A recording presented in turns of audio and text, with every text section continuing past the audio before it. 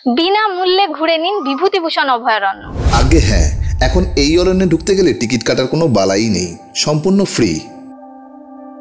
ইছামতি নদীর ধার ঘেঁষেই রয়েছে এই রোমহর্ষক গভীর অরণ্য। শিমুল, শিরিষ আর অর্জুনের আড়ালে চোখে পড়বে চিতল হরিণের দল, পাখিদের কলতান আর বাদরের বাদরামি। ঝরে পড়া পাতা আর জঙ্গলের এক বুনো গন্ধে আপনাদের জঙ্গল সাফারি আরও রোমাঞ্চকর হতে পারে। তার সাথে আছে ইছামতি নদীর ওপারে ৩০০ বছরেরও পুরনো মঙ্গলগঞ্জের নীলকুঠি। তাহলে আর দেরি কিসের, চলুন এই গভীর অরণ্যের স্বাদ চেখে দেখি। এখন আমরা চলে এসেছি বিভূতিভূষণ অভয়ারণ্যে। এই যে দেখুন, অভয়ারণ্যের গেটের সামনে আমরা দাঁড়িয়ে রয়েছি। এবার আমরা টিকিট কেটে নেব, কিন্তু না, টিকিট কাটতে হবে না। এখানে দেখুন, অভয়ারণ্যের সামনে যে টিকিট কাউন্টার রয়েছে সেটা সম্পূর্ণভাবে ক্লোজ। শুনে প্রথমে একটু ভয় লাগছিল, আমরা এসে দেখেছি যখন ভেবেছিলাম ঢুকতে পারবো না, কিন্তু সেটা নয়। এখানে সরকার থেকে বিজ্ঞপ্তি জারি করা হয়েছে যে এখন থেকে বিভূতিভূষণ অভয়ারণ্যে কিন্তু বিনামূল্যে আপনারা ভেতরে প্রবেশ করতে পারেন এবং এনজয় করতে পারেন। এখানে এটাও লেখা আছে যে নেক্সট কোনো নির্দেশ যদি জারি না হয় তাহলে এইভাবেই বিনামূল্যেই এই নিয়মই চালু থাকবে। তাই আর দেরি না করে চলুন ভেতরে গিয়ে দেখে নি কি কি দেখতে পাই।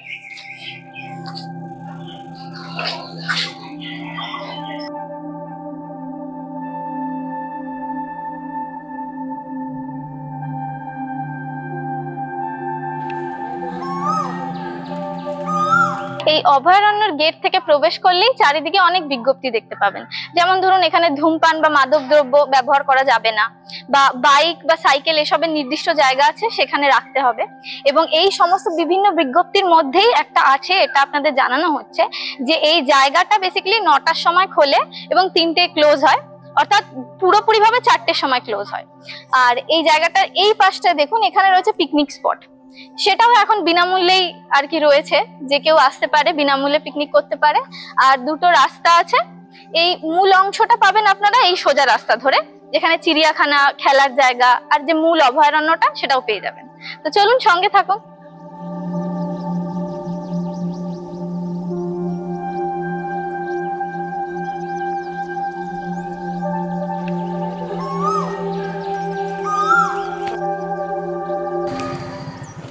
ফরেস্টে আসার পর চারিদিকে দেখতে পাচ্ছি অনেক জানা অজানা বিভিন্ন ধরনের গাছ, যেরকম শাল, সেগুন, শিশু, শিরীষ, তুঁত, অর্জুন গাছ। বেসিক্যালি এই পিছন দিকে দেখুন, এই সব গাছগুলো, এগুলো সব অর্জুন গাছ। বেশিরভাগ গাছই এখানে যা রয়েছে দেখতে পাচ্ছেন এগুলো অর্জুন গাছ। এখানে বাঁশ ঝোপও থাকার কথা, কিন্তু আমি দেখতে পাচ্ছি না, হয়তো পরে গিয়ে দেখতে পাবো। চারিদিকটা খুব সুন্দর, একটা শান্ত পরিবেশ রয়েছে এখানে। আর স্প্রিং এর এন্ড তো এখানে পাতা টাতা ঝরছে, বেশ ভালো লাগছে দেখতে জায়গাটা।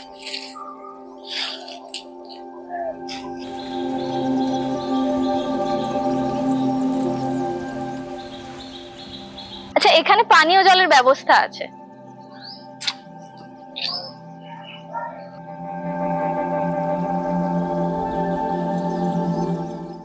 এখানে বিভূতিভূষণের একটি মূর্তি দেখতে পাবেন। তার দুপাশ থেকে রাস্তা চলে যাচ্ছে, যে কোনো একটা রাস্তা দিয়ে গেলেই হবে।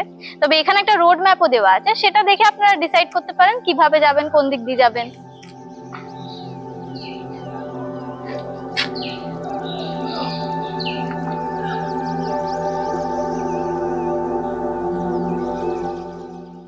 এই যে বিল্ডিংটি দেখতে পাচ্ছেন, এই বিল্ডিংটিতে রাত্রি যাপনের ব্যবস্থা আছে। এখানে এসে যদি কেউ রাত্রি স্পেন্ড করতে চান, এখানে থাকতে চান, তাহলে এখানে থাকতেই পারেন। কিন্তু বারাসাতে ফরেস্ট অফিস আছে, সেখান থেকে পারমিশন নিয়েই এখানে থাকার ব্যবস্থা করা যেতে পারে।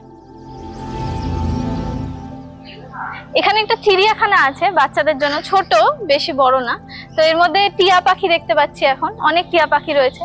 আর তাছাড়া ম্যাকাও রয়েছে, আরো অনেক রকমের পাখি রয়েছে এখানে।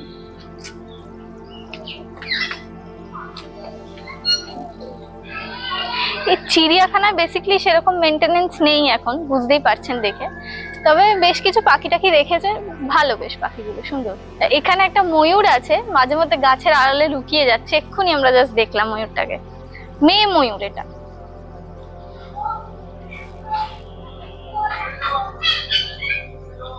এগুলো খুব সুন্দর, এগুলো দেখুন মোজা পরা পায়রা, সব খুব কিউট দেখতে প্রত্যেকটাকে। সাদাগুলো মেনলি ভীষণ কিউট লাগছে দেখতে। ওয়াও, ব্ল্যাকটা খুব ইনোভেটিভ। ও এমনি নরমাল পায়রাও আছে।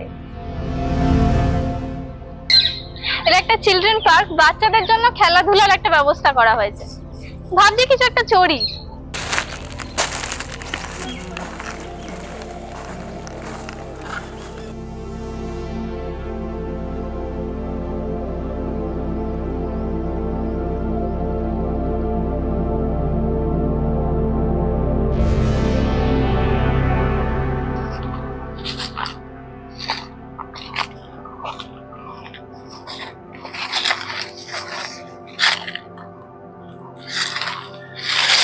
এখনো অব্দি হরিণ দেখতে পেলাম না। ভাবছিলাম ওটা হরিণ, কিন্তু ওটা হরিণ নয়। বেসিক্যালি আমি এখানে হরিণ দেখতেই এসেছি, তো আমি চাই যে আজকে যেভাবেই হোক হরিণ দেখি, কিন্তু জানি না দেখতে পাবো কিনা।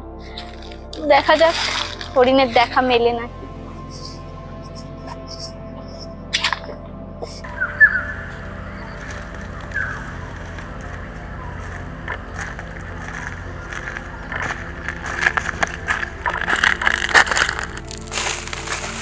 উনিশশো সালে এই পারমদনপুর ফরেস্ট অভয়ারণ্যের শিরোপা পায় এবং পরবর্তীকালে 1995 সালে এই জায়গাটি বিভূতিভূষণের নামে নামাঙ্কিত হয়।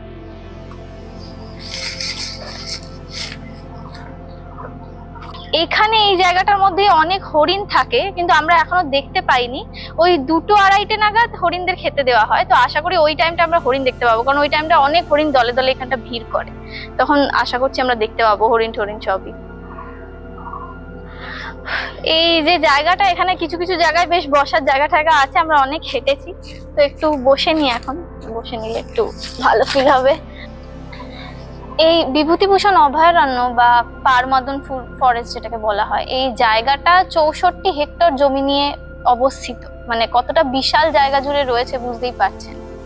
আর এই অঞ্চলটার ভেতরে একটা বিরাট অংশ ফেন্স দিয়ে ঘেরা রয়েছে, যার ভেতরেই মূলত হরিণ দেখতে পাবেন। বেসিক্যালি এখানে হরিণই আছে, আর তাছাড়া লেঙ্গুর প্রজাতিরও কিছু প্রাণী আছে শুনেছি।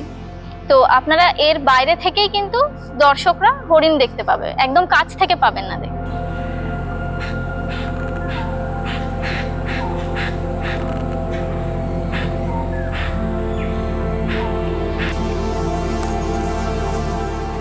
ওখানে দেখতে পাচ্ছেন বাঁদর রয়েছে কয়েকটা।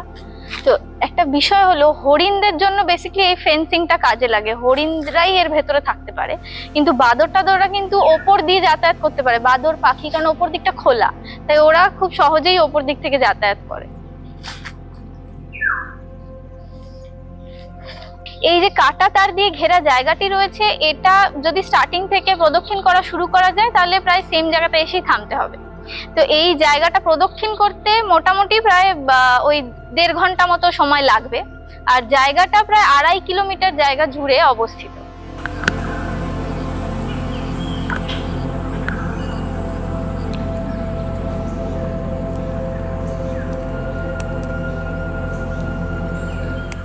উনিশশো সালে এখানে প্রায় 3 থেকে 4টে হরিণ আলিপুর চিড়িয়াখানা থেকে নিয়ে আসা হয়। তারপর ধীরে ধীরে হরিণের পরিমাণ বৃদ্ধি পায়, আর এখন হরিণের পরিমাণ বেড়ে গিয়ে প্রায় 250 থেকে 300 হরিণ এই অঞ্চলের মধ্যে রয়েছে। এখানে একটা জলাশয় আছে, এখানে হরিণ আরো বিভিন্ন রকমের প্রজাতির যে প্রাণীরা আছে তারা জল খেতে আসে এই জায়গাটায়।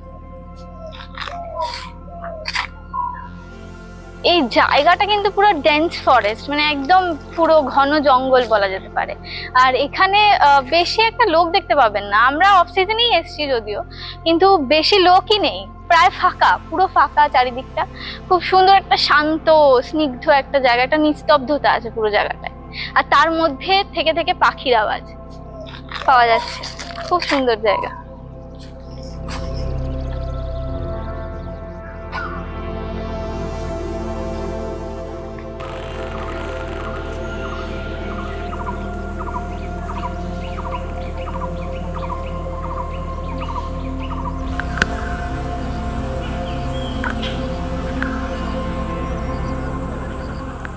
এই বয়ে যাচ্ছে ইছামতি নদী, জঙ্গলের পথ ধরে সোজা এলেই পড়বে ইছামতি নদী।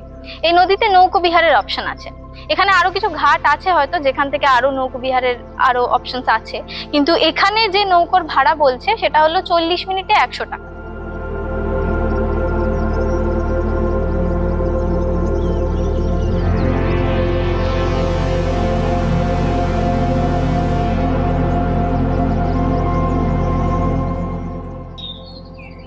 এখন আমরা নৌকো নিয়ে ভেসে চলেছি ইছামতি নদীর উপরে।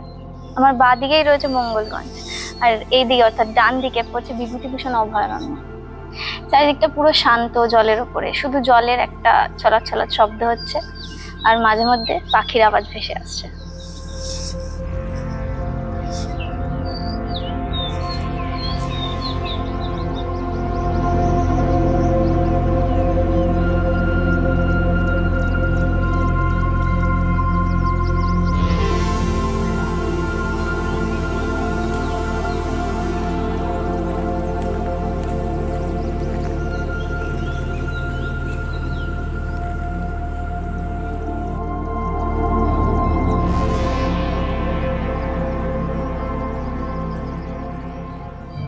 বিভূতিভূষণ অভয়ারণ্য থেকে নৌকো বিহার করে আমরা চলে আসলাম মঙ্গলগঞ্জে, আর দাঁড়িয়ে রয়েছি নীলকুঠির সামনে।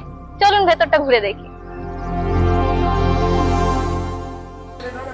এই নীলকুঠিকে মঙ্গলগঞ্জের গ্রামবাসীরা কিন্তু ভৌতিক বলে মনে করে, কারণ অনেক সময় নানান ধরনের আওয়াজ পাওয়া যায়, যেমন ঘোড়ার খুরের আওয়াজ, এমনকি নদী থেকে বিভিন্ন রকমের আওয়াজ শোনা যায়। সেই কারণে হয়তো ভৌতিক বলে মনে করা হয়, তবে আমার কিন্তু এই জায়গাটা একদমই ভৌতিক বলে মনে হচ্ছে না। আসলে এই নীলকুঠি প্রায় 250-300 বছরের ইতিহাসের সাক্ষ্য বহন করে চলেছে।